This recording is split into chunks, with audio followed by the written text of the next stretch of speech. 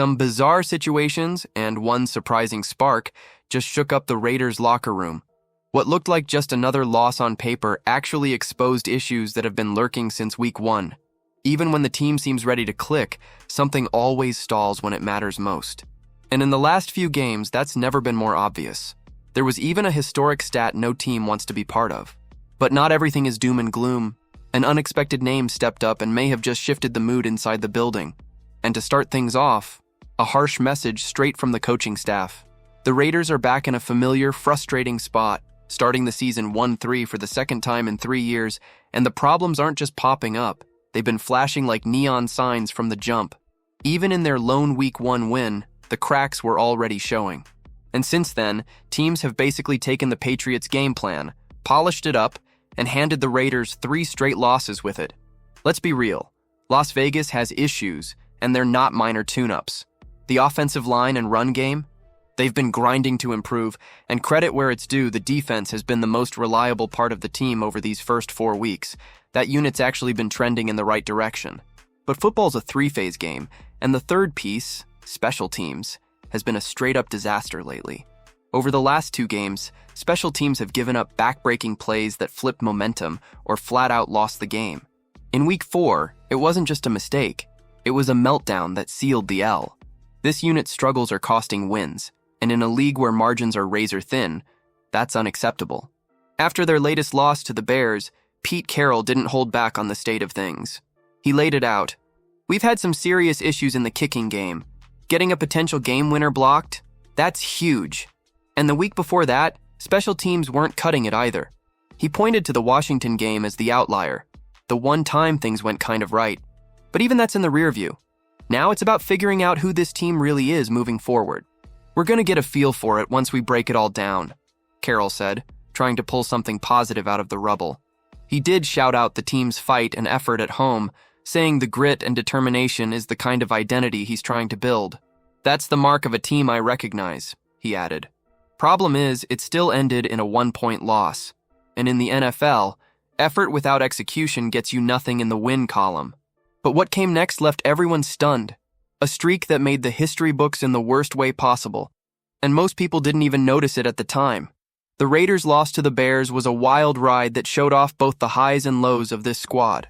On one hand, we finally saw life in the run game. The offensive line held it down, and the defense played solid football.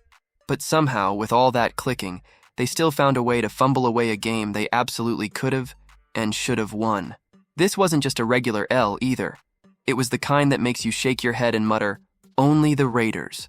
John Breach from CBS Sports pointed out a ridiculous stat that paints the picture perfectly.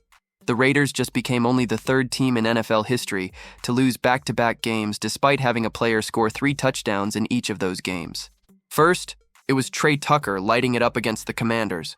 Then this week, Ashton Jeanty dropped 3 scores on the Bears. And what does Vegas have to show for it? 2 straight losses. The only other teams to ever pull that off were the 1976 Niners and the 2004 Titans. Not exactly the kind of history you want to be part of. And the thing is, this wasn't one of those games where they just got steamrolled. This was one they let slip through their fingers. They could have walked out at 2-2 and feeling like they were turning a corner. Instead, they beat themselves and dropped to 1-3. But it wasn't all doom and gloom. One big bright spot was Jackson Powers-Johnson. The rookie lineman returned after missing weeks 2 and 3, and his presence was instantly felt. The offense looked smoother, the ground game finally got rolling, and the line looked far more in sync. Head coach Pete Carroll made sure to give him his flowers after the game, saying, "He played with terrific effort, played tough as hell yesterday. He's tough, he's physical, and he made some really good blocks that helped spark the running game." With Colton Miller sidelined, Powers-Johnson's return couldn't have come at a better time. He looked hungry, like a guy who knew he had something to prove, and he delivered. Carroll even hinted that the kids earned another shot to start, and honestly, it'd be hard to argue against it. At the end of the day, this loss stings because it showed what the Raiders can be, but also what keeps holding them back. The talent is there. The fight is there. But until they stop tripping over their own feet, they're going to keep leaving wins on the table.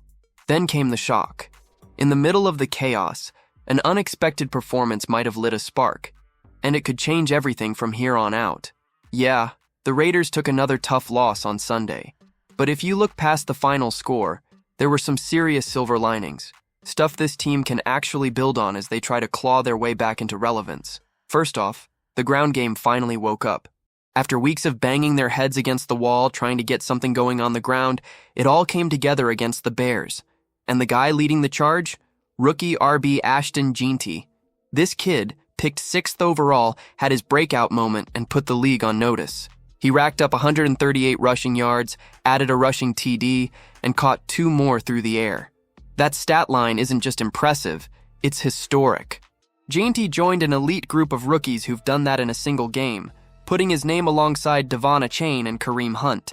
That's no small company. John Breach from CBS Sports broke it all down, calling out the Raiders for not just getting Jeanty going, but for looking like a legit offense when things are clicking. Head coach Pete Carroll felt the same way. He was all in on the love for the O-line and the young star in the backfield. "We protected all day, no sacks, and rushed for something like 240, Carroll said.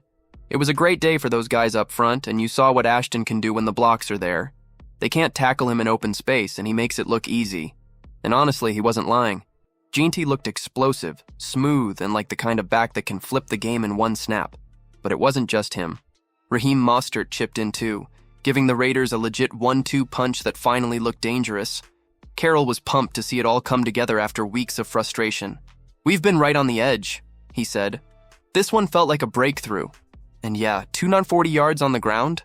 That's a statement game, especially for a team that's been struggling to find its offensive identity." Carroll knows the outside world is going to ride the highs and lows week to week, but he made it clear. This is a long game. And if Sunday was any sign of what's to come, the Raiders just might have something real cooking with this ground game. The talent and heart are there, no doubt. But as long as they keep tripping over their own mistakes, the Raiders will keep losing winnable games. Subscribe to the channel so you don't miss what's coming next for the team.